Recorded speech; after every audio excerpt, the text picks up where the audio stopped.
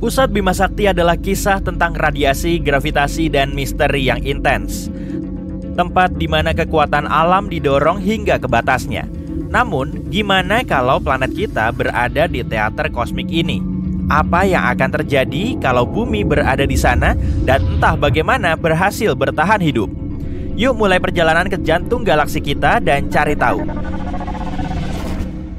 Bayangin, kamu melayang di angkasa dikelilingi miliaran bintang. Tiba-tiba kamu melihat massa gas dan debu terang yang berputar-putar di kejauhan. Itu adalah galaksi Bima Sakti, rumah kita di alam semesta yang luas. Galaksi Bima Sakti diperkirakan punya lebih dari 100 miliar bintang dan berukuran sekitar 100.000 tahun cahaya.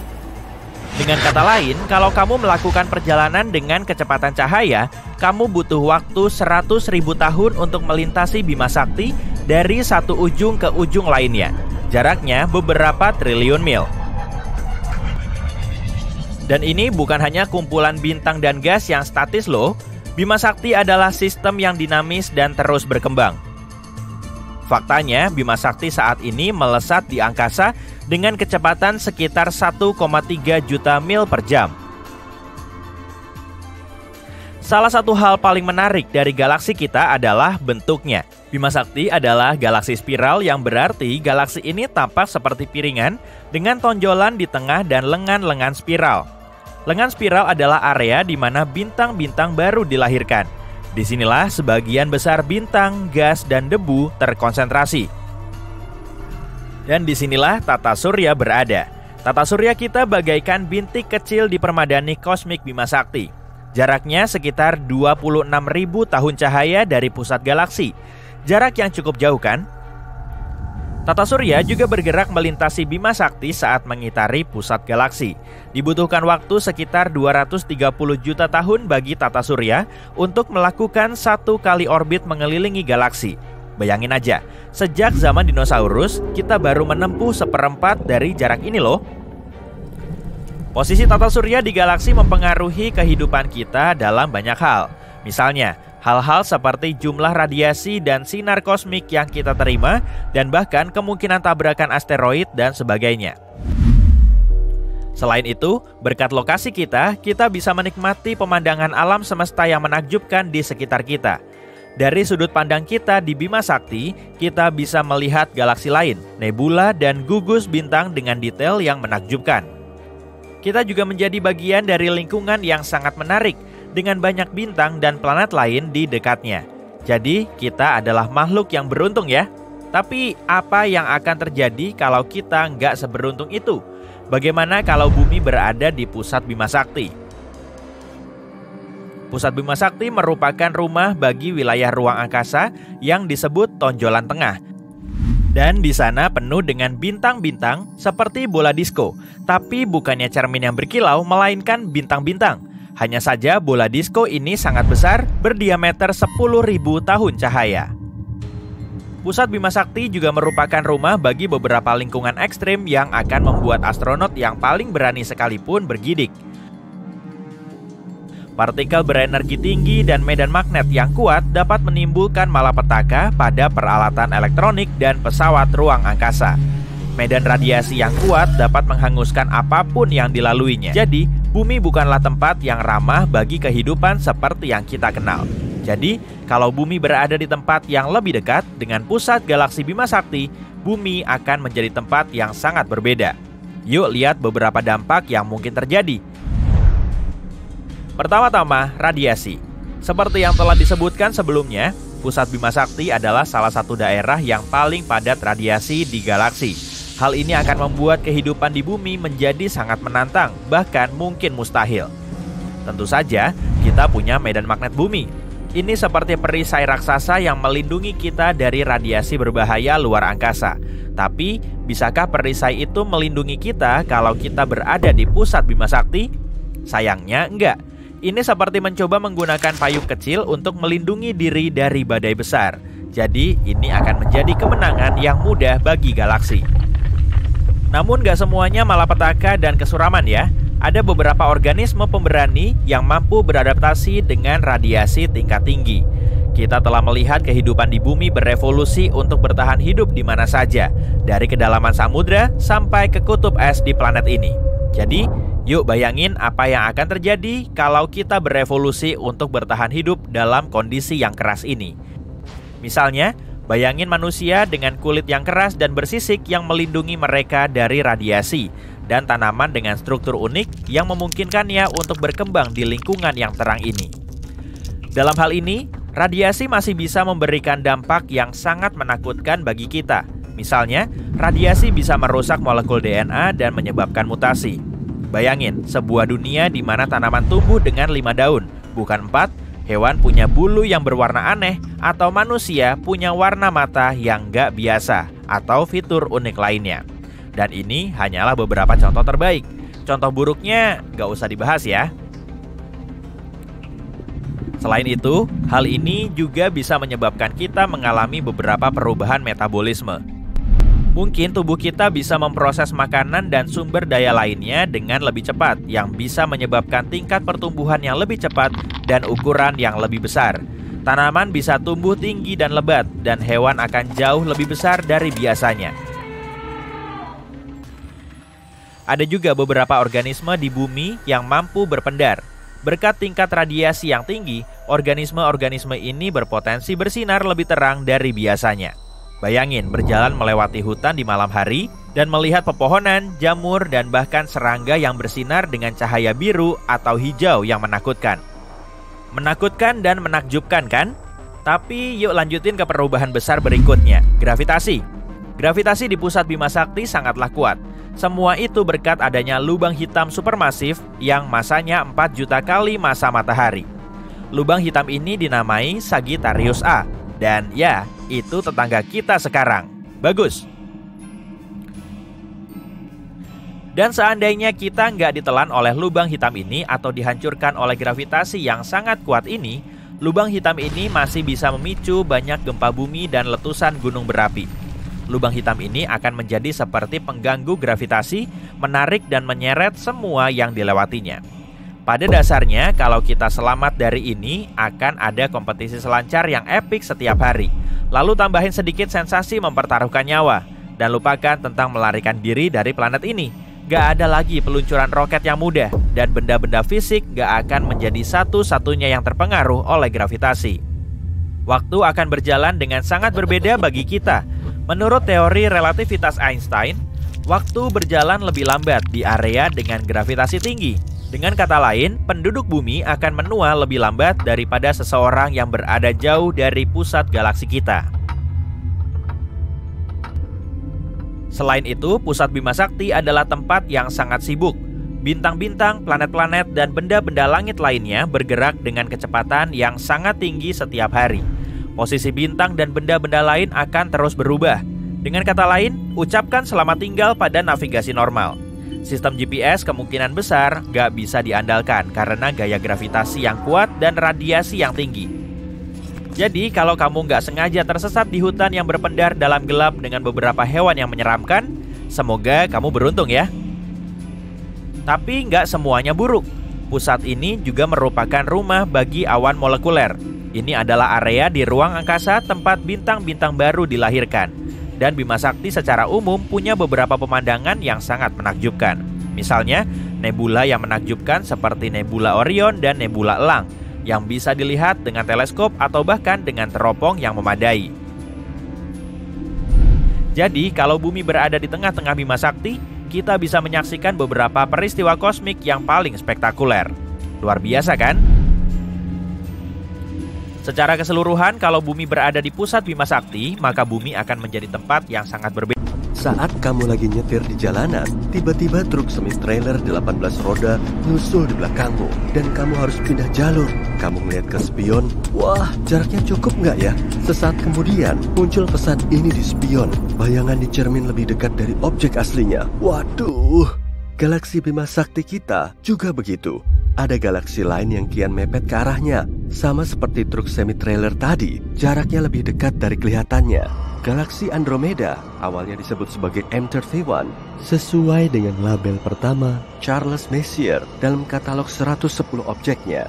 Nama itu ditetapkan pada tahun 1774 dan kini berganti menjadi NGC 122 atau Katalog Galaksi Baru 122. Andromeda, galaksi spiral yang lebih jumbo dari Bima Sakti ini, memang sangat besar dan sangat dekat. Kita bisa mengamatinya tanpa bantuan teleskop. Galaksi ini juga bisa dilihat dengan mata telanjang dan diameternya setengah kalinya bulan. Andromeda diperkirakan memiliki 1 triliun bintang, sedangkan Bima Sakti cuma punya 300-400 miliar bintang. Untuk melihat galaksi Andromeda, matamu harus menyesuaikan diri dengan kondisi gelap dan prosesnya memerlukan waktu sekitar 10 menit hingga pupilmu melebar dan mampu menangkap cahaya sebanyak mungkin. M31 terlihat paling jelas pada akhir September sampai Desember saat konstelasi Pegasus, si kuda bersayap, berada tepat di atas Bima Sakti. Kamu mau mengamatinya ya? Coba tarik garis lurus di konstelasi ini secara diagonal dari bintang di sudut bawah ke arah atas. Kemudian panjangin dikit hingga keluar kotak. Nah, ketemu. Tapi kamu nggak akan tahu objek segede ini kalau nggak pakai ekor matamu. Mengamatinya lurus dengan penglihatan sentral malah bikin galaksi ini kelihatan pudar. Jadi kamu perlu menggunakan penglihatan periferalmu supaya ukuran Andromeda kelihatan lebih besar. Penglihatan periferal atau ekor mata bikin matamu lebih sensitif terhadap cahaya di malam hari, tapi tanpa warna. Para pelaut juga telah menerapkan penglihatan periferal selama berabad-abad untuk mengamati cahaya samar di tengah laut dan di darat. Aristoteles menggunakan penglihatan periferal untuk mengamati gugus bintang M41 di Canis Major, seperti yang dijelaskan dalam bukunya Meteorologica. Dalam foto teleskop, galaksi Andromeda terlihat 6 kali lebih lebar dari bulan karena dengan mata telanjang kita cuma bisa melihat pusatnya yang terang. Foto teleskop juga nunjukin ukuran lengan spiral M31 yang sangat panjang. Galaksi raksasa ini terus mepet ke Bima Sakti dan kita seakan-akan lagi nungguin benturan 2 galaksi besar. Saat peristiwa ini terjadi, umat manusia mungkin perlu pindah ke galaksi lain. Misalnya menuju galaksi kincir angin di asterisme bintang bidu. Tapi gimana kita tahu kalau Andromeda terus mepet ke Bima Sakti? Nah, kita perlu bantuan spektroskop. Selain kamera, spektroskop juga menjadi alat tambahan terpenting pada teleskop. Oh iya, penglihatan kita juga nggak kalah penting. Mata kita cuma bisa melihat kalau ada cahaya, jadi di depan mata kita nggak ada objek yang sebenarnya. Karena yang kita lihat hanyalah bayangan objek yang terpantul cahaya.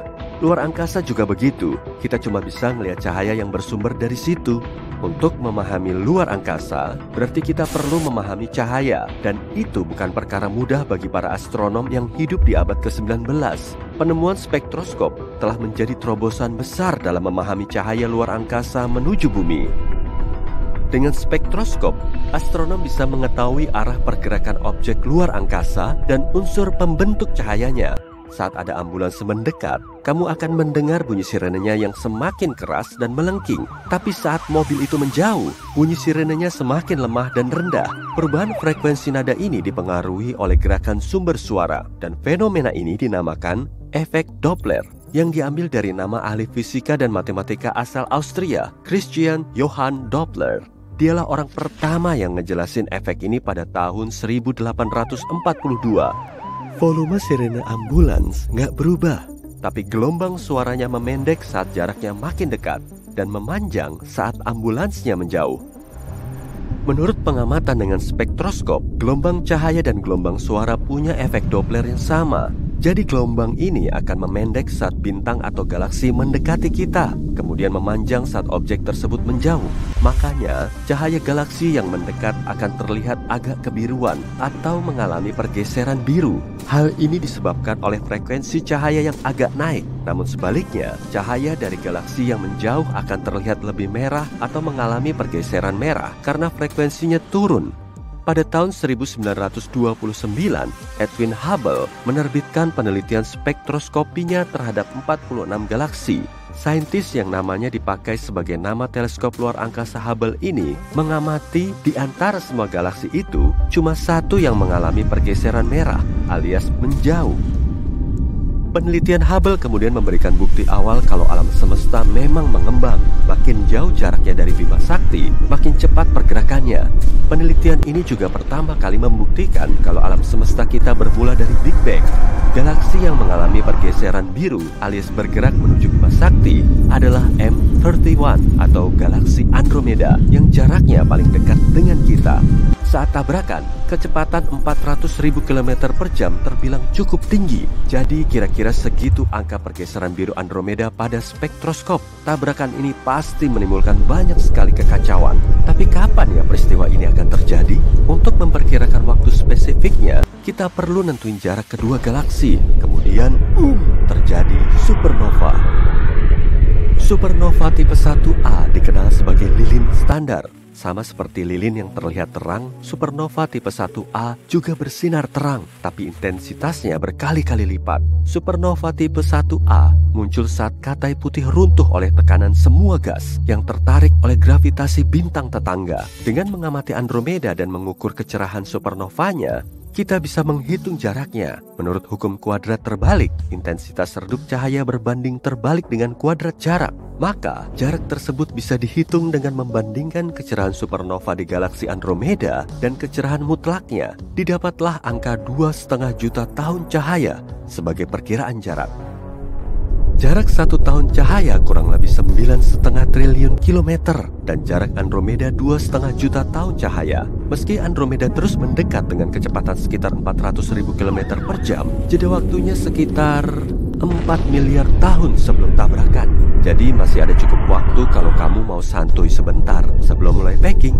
Nah, kalau kita melihat galaksi Andromeda seperti 2,5 juta tahun yang lalu, selagi bergerak mendekati Bima Sakti, ukurannya udah berapa besar ya? Mungkin sebesar truk semi-trailer di kaca spion tadi. Memangnya kita beneran masih punya waktu 4 miliar tahun sebelum kedua galaksi ini bertabrakan? Ada beberapa faktor lain yang perlu dipertimbangkan. Galaksi kecil yang terhubung ke Bima Sakti dan Andromeda lewat gravitasi akan ditelan oleh galaksi inang. Apalagi distribusi massa miring akan terbentuk sehingga tabrakan Bima Sakti dan Andromeda juga akan terpengaruh. Sebagian ilmuwan memperkirakan gak akan ada tabrakan langsung, tapi cuma nyerempet. Kemudian terbentuk halo di masing-masing galaksi. Proyek Amiga telah mendeteksi halo bintang dan gas di sekitar Andromeda. Dengan teleskop luar angkasa Hubble, para peneliti bisa mengamati cahaya dari kuasar terang dan jauh ini mulai terserap oleh gas di sekitar Andromeda. Lihat aja hasilnya, M31 berada di tengah. Kalau hal yang sama juga terjadi di Bima Sakti pada kondisi yang sama, halo dari kedua galaksi sudah saling menempel. Dan tabrakan mulai terjadi. Pengaruh awan materi gelap di sekitar masing-masing galaksi saat tabrakan juga belum diketahui. Oke, mending stop aja spekulasi kita kali ini. Dalam 4 miliar tahun, matahari akan semakin benderang saat berubah menjadi bintang raksasa merah. Dan manusia mungkin sudah nemu galaksi lain untuk ditempati. Bima Sakti adalah salah satu misteri terbesar yang ada. Sulit memperhitungkan seberapa besar galaksi kita sebenarnya. Dan salah satu alasan utamanya adalah karena kita hidup di dalamnya. Anggap aja kamu berjalan-jalan mengitari mall. Kamu tahu mall itu besar, tapi kamu nggak bisa memastikannya sebelum melihatnya dari atas.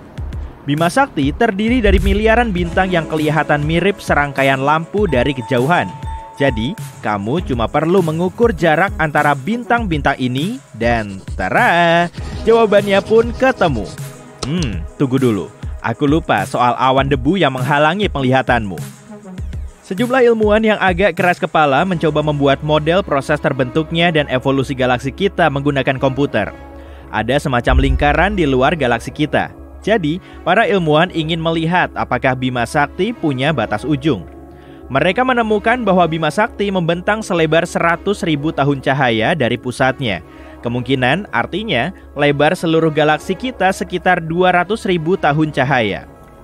Masalah estimasi ini adalah lingkaran ini cenderung tidak punya batas ujung karena cahayanya memudar. Agak mirip waktu kamu nyalain senter dan mencoba melihat di mana ujung cahayanya berakhir. Pada tahun 2013, teleskop luar angkasa Hubble menangkap gambar sesuatu yang jaraknya 25 juta tahun cahaya. Ternyata itu adalah galaksi spiral yang kemudian dinamai ESO 3738 dengan setidaknya 7 galaksi lain di sekitarnya. Dan galaksi ini setipis pancake bercahaya lebih tepatnya. Teleskop ini juga memotret galaksi lain yang jaraknya 65 juta tahun cahaya. Galaksi ini disebut IC 335. Pancake silau yang satu ini juga mengambang di luasnya luar angkasa. Gambar yang diambil teleskop ini nggak begitu akurat. Agak sulit menjelaskan apa yang sebenarnya kita lihat. Galaksi berbentuk pipi ini punya banyak awan debu yang dapat membentang hingga ratusan tahun cahaya. Posisinya lebih banyak di dekat pusat galaksi dan tidak terlihat dalam cahaya biasa, tapi dapat dideteksi dengan bantuan filter biru. Galaksi IC 335 ini berbentuk cakram oval dengan awan gas dan debu besar. Artinya, bintang-bintang terus muncul di sana. Tapi tidak semua galaksi membentuk bintang. Galaksi dilahirkan dalam bentuk bola gas raksasa yang perlahan berputar dan lama-kelamaan runtuh ke dalam dirinya sendiri. Saat mulai berputar lebih cepat, wujud pancake ini pun terbentuk. Oh, sirupnya mana ya? Prosesnya mirip adonan pizza yang awalnya berbentuk bola, lalu diputar-putar di udara. Toppingnya adalah bintang, dan sausnya adalah awan debu dan gas. Kamu jadi lapar juga nggak? Beberapa galaksi bisa kehilangan gas dan debunya kalau menjadi bagian dari gugus galaksi. Kemudian, semua galaksi mini ini mengorbit satu pusat massa umum dengan dipisahkan oleh gas. Saat galaksi cakram ini melintasinya, mirip kereta yang ngebut. Tekanannya akan meniup debu dan gas ini. Dari jauh, kamu kayak ngelihat DVD yang akan kamu putar. Tapi, kalau mendekat jutaan tahun cahaya agar pemandangannya lebih jelas, kamu akan melihat cakram redup yang dipenuhi banyak bintang. Kamu bahkan takkan tahu apakah kamu ada di dalamnya atau enggak. Kamu juga akan melihat gumpalan debu yang ditinggalkan oleh raksasa merah di tengah galaksi. Raksasa merah adalah bintang besar yang sangat cerah dengan suhu permukaan rendah. Tapi, gambar-gambar galaksi ini sebenarnya tidak menunjukkan warna aslinya. Kamera membentuk warna-warna ini agar kamu tidak perlu melihat gambar yang kabur atau kasar. Orang-orang sebenarnya tidak tahu warna asli galaksi di kejauhan. Galaksi kita punya banyak gas di dalamnya, kayak aku. Jadi, galaksi rumah kita tak akan mengering dalam waktu dekat.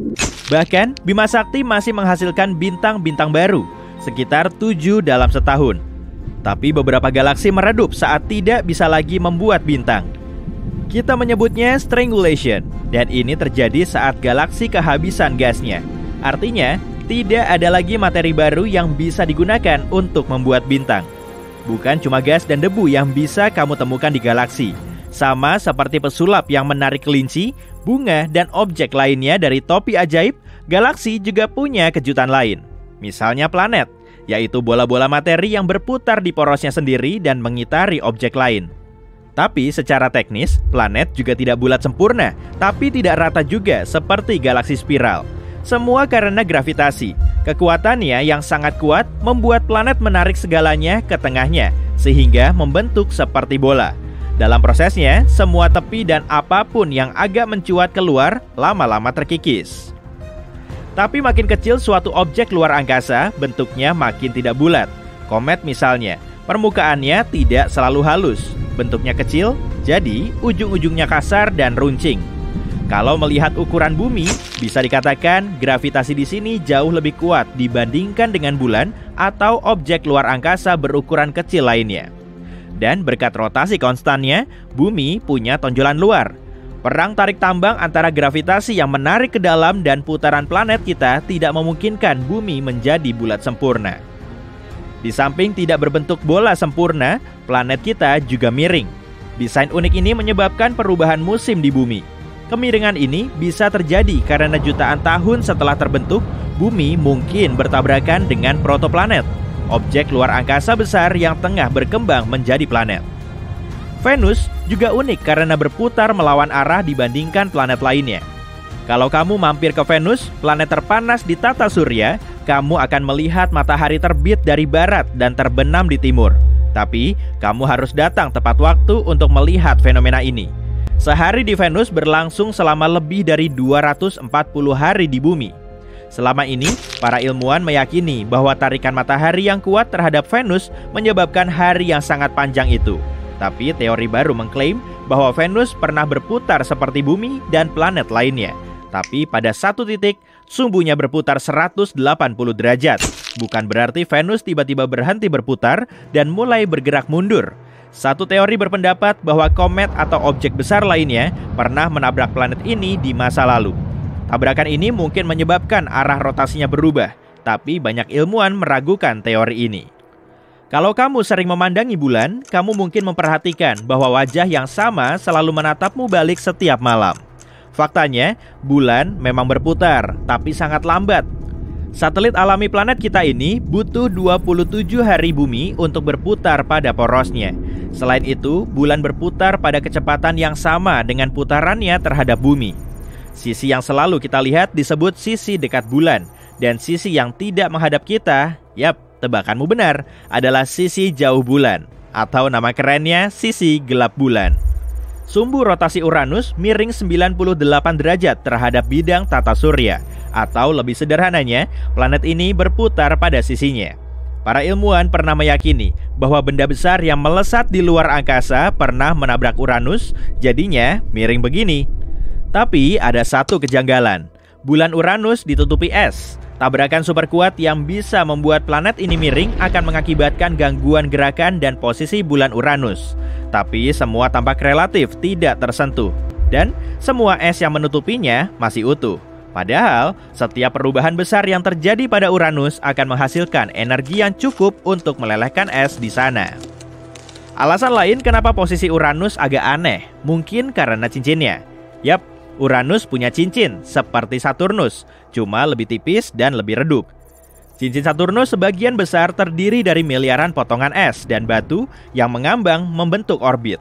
Beberapa partikel bisa seukuran kerikil, sementara yang lain bisa seukuran rumah. Wow! Partikel lain di sana adalah komet, asteroid, dan bulan yang hancur akibat gravitasi Saturnus. Kalau kamu mengamati cincin ini dari jauh, bentuknya mirip garis-garis warna-warni yang terdiri dari ribuan rona berbeda. Tapi sebenarnya cuma ada 8 lapisan cincin di sana. Uranus mungkin punya cincin yang sama indahnya kayak Saturnus sekitar 4,5 miliar tahun lalu. Keseimbangan antara gravitasi Saturnus dan cincinnya mungkin membuat planet ini tetap tegak. Jadi dia nggak miring. Kalau Uranus punya cincin yang sama, cincin ini bisa mencegahnya miring. Cara untuk memecahkan masalah kemiringan Uranus mungkin adalah dengan mengembalikan cincinnya. Cincin ini akan membantu Uranus menjaga keseimbangannya. Meski begitu, kita semua tetap menerima Uranus apa adanya kok.